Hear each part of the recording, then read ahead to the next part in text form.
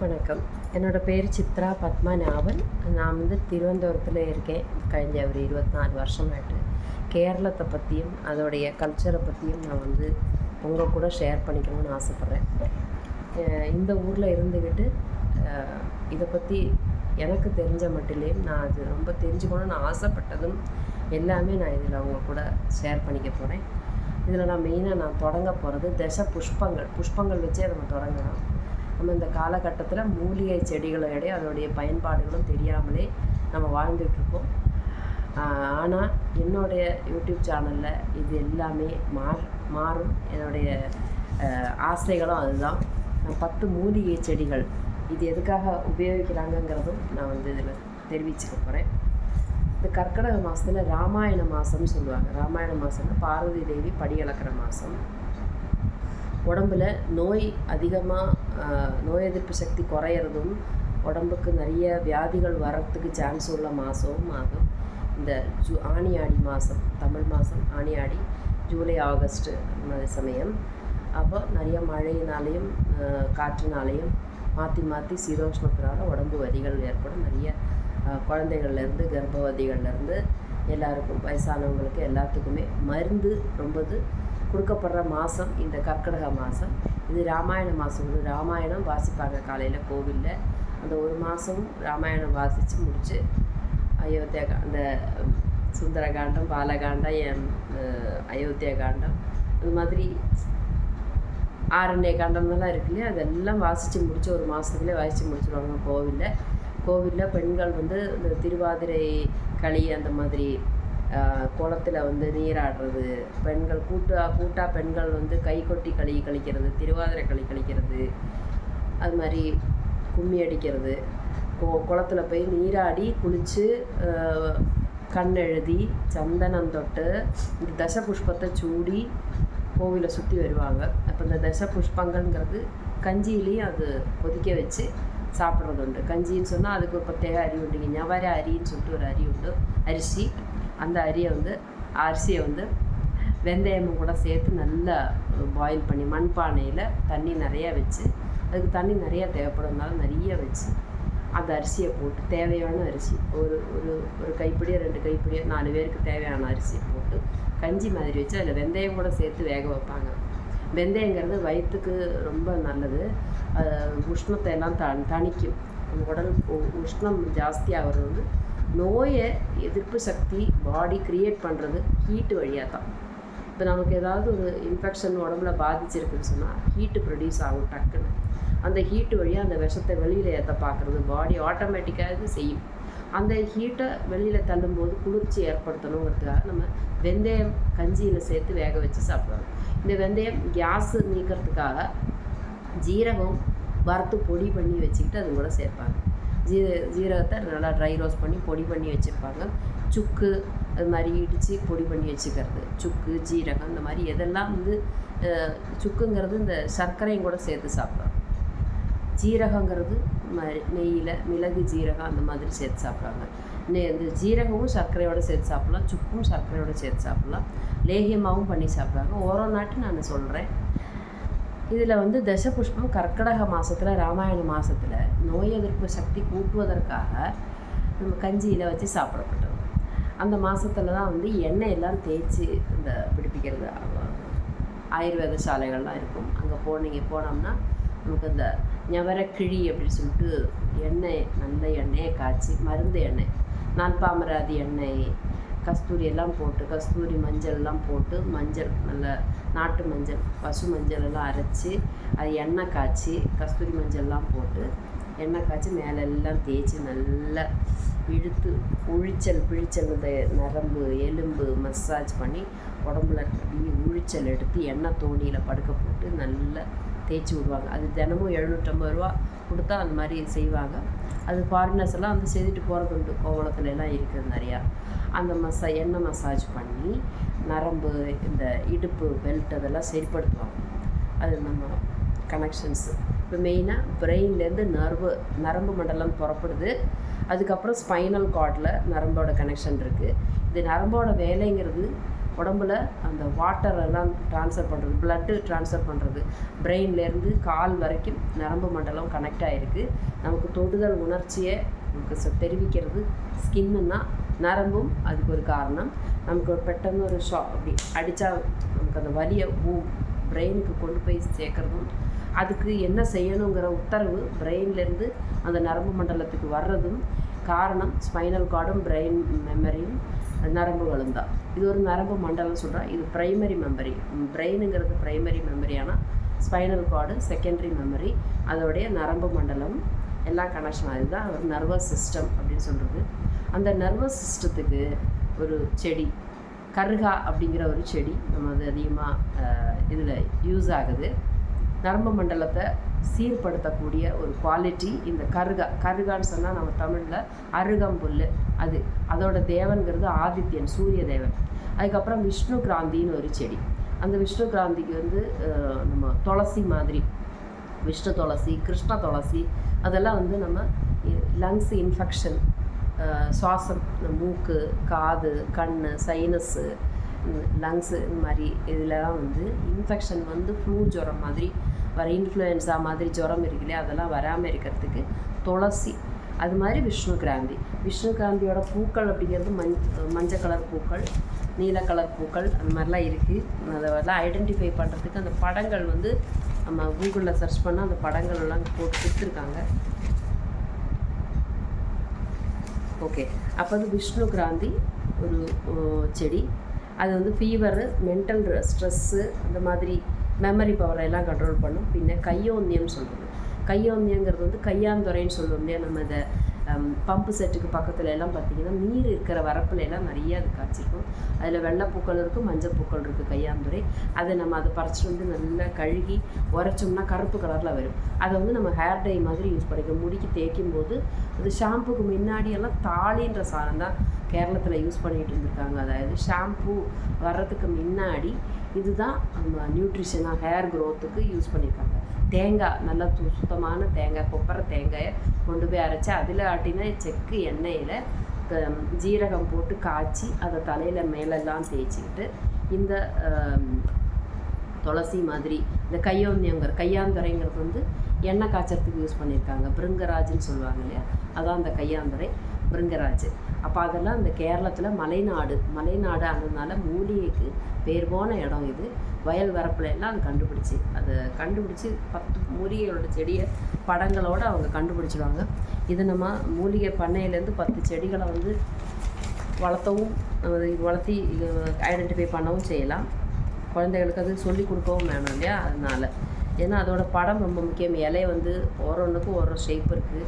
இப்போது இதில் வந்துட்டு கருகான்னு சொன்னது புல்லி மாதிரி, அதே மாதிரி நிலப்பனை கொஞ்சம் கூட பெரிய சைஸில் இருக்கும். நிலப்பனையோட வந்து ஜாண்டிஸ், மஞ்சள் பித்தம்னு சொல்லுவாங்க. அந்த ஜாண்டிஸுங்கிறது லிவரை தான் பாதிக்கும். லிவர் அந்த எல்லோ ஜாண்டிஸுங்கிறது அது ஒரு ஃபீவர். அந்த மஞ்சள் ஃபீவர், அப்படி மஞ்சள் ஜுரம் அப்படின்னு சொல்லுவாங்கல்ல, அதுக்கு நிலப்பனை கஷாயம் வச்சு கொடுக்கறது. அது மாதிரி விஷ்ணு கிராந்தி ஃபீவருக்கு நல்லது. கையோந்தியங்கிறது நம்ம வாதத்துக்கு நல்லது. வாதம் நம்ம உடம்போடைய கண்டிஷன்ஸு பேலன்ஸாக இருக்கணும்னா வாதம், பித்தம், கபம் இந்த 3மே கரெக்டாக பேலன்ஸாக இருக்கணும். இதில் ஏதாவது கூடவோ குறையவோ செய்யும்போது தான் நமக்கு நோய்படுறது, இன்ஃபெக்ஷன் ஆகுது. ஸோ அதனால் இந்த வாதத்தினால ஏற்படுற ஜுரம்னு சொல்லி வாதம் சொல்லுவாங்க. தளர்வாதம், காலெல்லாம் இழுத்துக்குது. ஒருத்தவங்களுக்கு தண்ணியில் ரொம்ப நேரம் இருந்தால் கால் இழுத்துக்கும், அதுவும் வாதம் தான். கேஸும் வாதம் தான். இது நீர்வாதம், காற்று கொண்டு உள்ள வாதம், நீர்வாதம், எரிவாயு, அந்த மாதிரிலாம் சொல்லுவாங்க. காற்று நீரோடு சம்மந்தப்படும் போது அது நீர்வாதம். எரிவாயுங்கிறது கேஸோடு சம்மந்தப்படும் போது வந்து எரிவாயு. அக்னியோட உள்ள இது ஆசிட் பவர் கூடும்போது எரிவாயு உருவாகும். அது மாதிரி தண்ணியில் நம்ம நேரம் நிற்கும்போது தளர்வாதம், நீர்வாதம் உண்டாகும். இன்ஃப்ளமேஷன், கட்டிகள், இந்த மாதிரிலாம் வரும். ஜுரத்துக்கு அதுவும் ஒரு காரணமாக இருக்கும். உடம்புல என்ன கட்டிகள் வந்தாலும் இன்ஃபெக்ஷன் வந்தாலும் உடனே ஜுரம் வந்து அது காட்டி கொடுத்துரும். அந்த ஜுரம் மூலியமாக உடம்புல ஹீட் எக்ஸ்ட்ரா ப்ரொடியூஸ் ஆகி விஷம் எல்லாம் வெளியில் தள்ளுறதுக்கு அது உடம்பே ஒரு சமநிலையை உருவாக்கும். அது உடம்புலேயே அந்த ரெக்கவரி சிஸ்டம் இருக்குது. அதுவே அது ஹீட்டை ப்ரொடியூஸ் பண்ணி அந்த விஷத்தை எல்லாம் வெளியில் தள்ள பார்க்கும். அந்த சமயத்தில் டீஹைட்ரேஷன் வரும்போது இந்த மாதிரி கையோன்யம் மாதிரி உள்ள செடிகளை சாறு எடுத்து கஞ்சி வச்சு கொடுத்தா சரியாயிடும். அடுத்தது செருவுலா, விஷ முறிவுக்கு நல்லது. விஷங்கள் உடம்புல வந்து லிவரை பாதிக்கும், லங்ஸை பாதிக்கும், ஹார்ட்டை பாதிக்கும், கிட்னியை பாதிக்கும். அப்போ அது மாதிரி என்ன விஷம் இருந்தாலும் இந்த செருவலாங்கிற ஒரு செடி விஷமுறிவுக்கு நல்லது. அடுத்தது முக்கூட்டிங்கிறது மஞ்சள் கலர் பூக்களில் அந்த டச் மீ நாட் மாதிரி இருக்கும், சின்ன செடி. எல்லாமே இவ்வளோ சைஸ் தான் இருக்கும், பெரிய சைஸ் ஒன்றும் கிடையாது. சிலது கொடிகள் மாதிரி இப்படி படர்ந்து ஆகும். அந்த முக்கூட்டிங்கிறது ஒரு செடி, இவ்வளோ பெரிய செடி இருக்கும். அது அர்சஸ் டெலிவரி, அது பிரசவம் கழிஞ்சிட்டு அவங்க இந்த லேடிஸ்க்கு ஒரு ட்ரீட்மெண்ட் உண்டு 90 நாள்.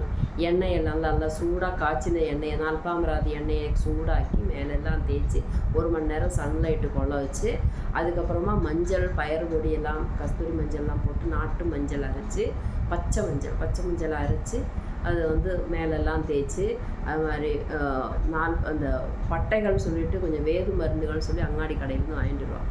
அது புளி இலையிலேருந்து உடம்புக்கு பலம் குடிக்கக்கூடிய எல்லா மரப்பட்டைகள், பொடிகள் அதெல்லாம் சேர்த்துட்டு தண்ணியில் நல்லா வேக வச்சு அந்த தண்ணியை தான் ஊற்றி உடம்புல குளிப்பாட்டுவாங்க. குளிப்பாட்டிட்டு கஞ்சி வச்சு கொடுப்பாங்க. அந்த கஞ்சியில் தான் இந்த சாமான்லாம் சேர்க்குறது. கருகா, விஷ்ணுகிராந்தி, கையோன்யம், செருவலா, முக்கூட்டி, திருதாளி, நிலப்பனை, பூவாங்கூர் நிலா, உழிஞா, அது முயல் செவியல். இப்போ மொத்தத்தில் கருகா, விஷ்ணுகிராந்தி, கையோன்யம், செருவலா, முக்கூட்டி, திருதாளி, நிலப்பனை, பூவாங்குருந்து, உழிஞா, முயல் செவியல்.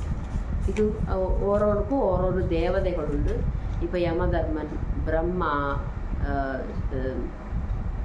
விஷ்ணு, மகாலட்சுமி, ஸ்ரீ பார்வதி, காமதேவன், யமதர்மன், அந்த மாதிரி ஓரோருத்துக்கும் ஓரொரு தேவர்கள் உண்டு. ஆதித்யன், சூரியன், யமன், ஸ்ரீ பார்வதி, மகாலட்சுமி, விஷ்ணு, காமதேவன், இந்த மாதிரி ஒருத்தருக்கும் ஒரு தேவன்கள் உண்டு. இப்போ அதில் வந்து இப்போ ஃபீவர் வந்தாக்க ஃபீவரு, விஷமுறிவு, அது மாதிரி இன்ஃபர்டிலிட்டிக்கெல்லாம் வந்து திருத்தாளிங்கிற செடி வந்து இன்ஃபர்டிலிட்டி, குழந்தை இல்லாமல் மலட்டுத்தன்மையை மாற்றுறதுக்காக திருதாளி.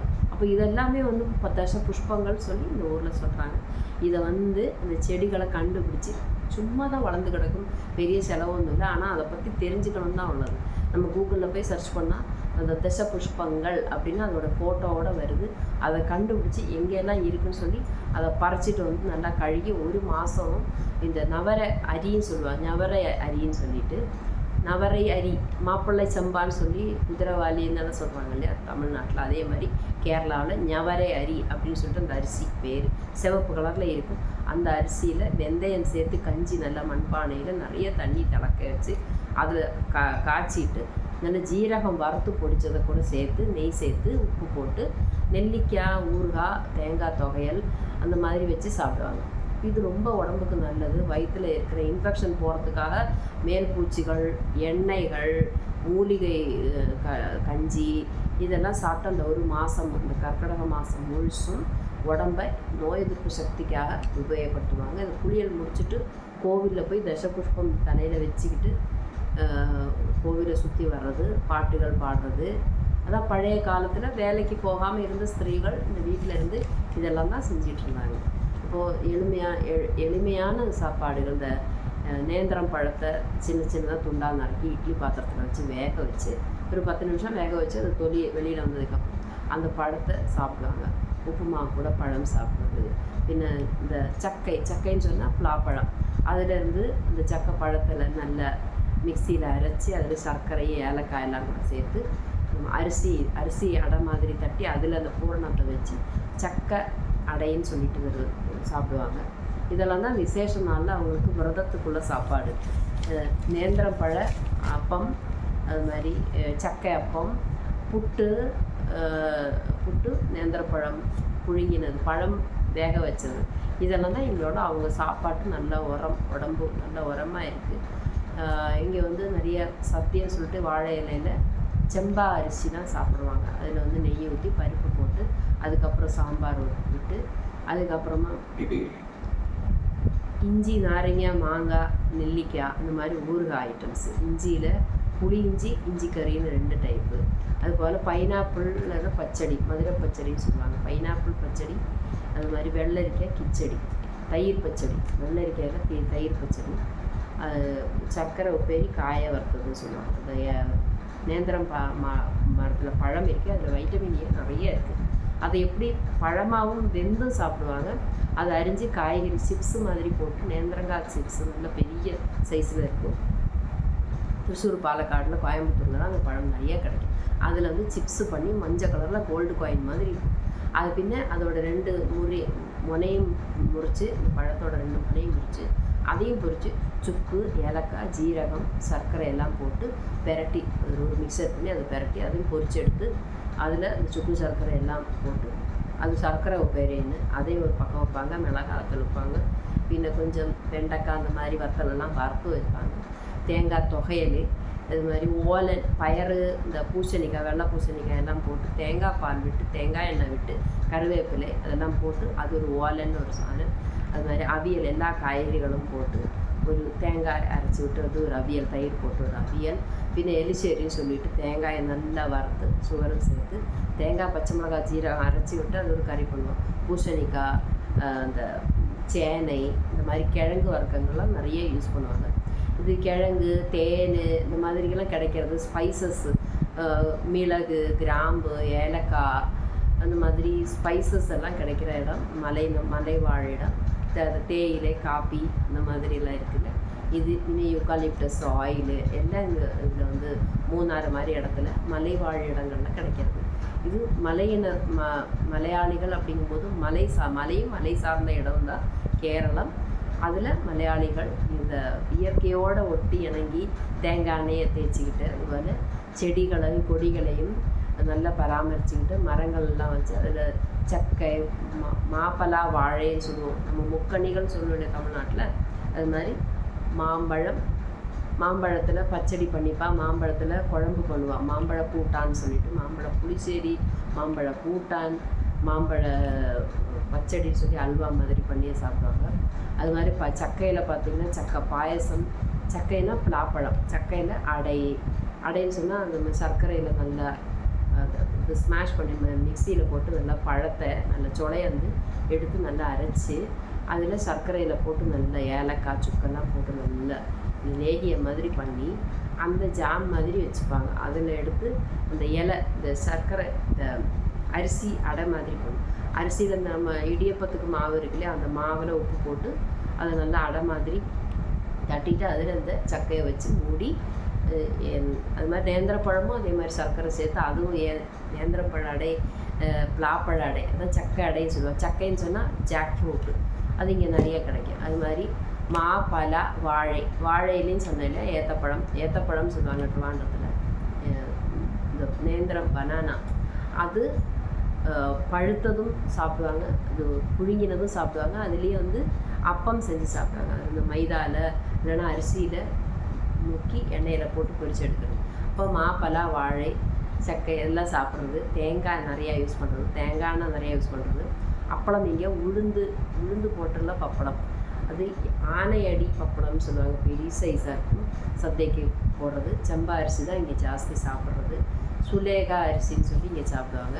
அதில் வந்து கஞ்சியில் இந்த தச புஷ்பங்கள் வச்சுக்கிறது. அது மாதிரி ஓரோ காரியங்கள் ரொம்ப சிறப்பான காரியங்கள். இங்கே வந்துட்டு திருவாதிரை களி, கைக்கொட்டி களி, இதெல்லாம் இங்கே ரொம்ப அவங்க வந்து உடம்புக்கு எக்ஸசைஸ் கொடுக்குறது.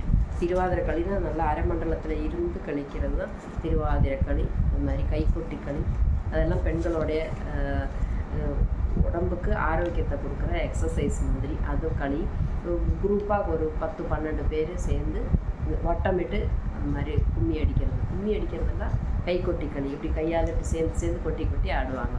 அது திருவாதிரை, சிவனோட நாளில் திருவாதிரையில் களி கிண்டி சாப்பிட்டுட்டு கோவிலில் போய் இந்த மாதிரி கைக்கொட்டி களியெல்லாம் கழிக்கிறது. ராத்திரியில் கோவிலில் சாமி கும்பிட்டுட்டு பிரதோஷ விரதம்லாம் இருந்துட்டு வீட்டுக்கு வந்து சாயங்காலம் ஒரு நில விளக்க கத்திச்சு அது நடுவில் வச்சு சுற்றிலும் பெண்கள் இருந்து கைக்கொட்டி களி, இந்த நேரியல் சாரி உடுத்திக்கிட்டு சிம்பிளான ரீதியில் தான் அவங்களுடைய வாழ்க்கை. இங்கே வந்து விளக்குக்கு மயில் மாதிரி ஷார்ப்பாக இருக்காது, முழுக்கையாக தான் இருக்கும் விளக்கு, நிலவிளக்கு. அதை கொளுத்தி வச்சு தான் அவங்க கதகளிங்கிற டான்ஸு, பாலா, இந்த மாதிரி ஸ்பீச் இல்லாமல் பாட்டுகள் மட்டும் இருக்கும் கதகளியில். மற்றது பாலாங்கிறது ஆக்ஷன், தான் இருக்கும். வாய்ப்பேச்சு இருக்காது. இந்த டான்ஸ் முத்திரையினாலே எல்லா கதையும் அவங்க வெளிப்படுத்துவாங்க. கிருஷ்ணனாக்கு இங்கே ரொம்ப ஃபேவரைட் தெய்வம்.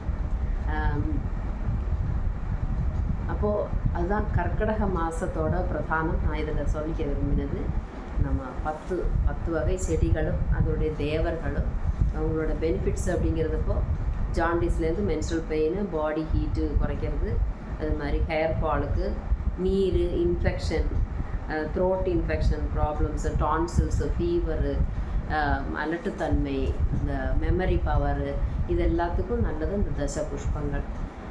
அப்போ இதுதான் தச புஷ்பங்கள்னால் ஒன்று கூட மறுபடியும் சொல்கிறேன். கருகா விஷ்ணு கிராந்தி, கருகா விஷ்ணு கிராந்தி கையோன்யம், చెరువుల ముక్కుటి తిరుదాళి, నిలపన పూవాంగురును ఒழிഞ്ഞ వియల్ చెవి.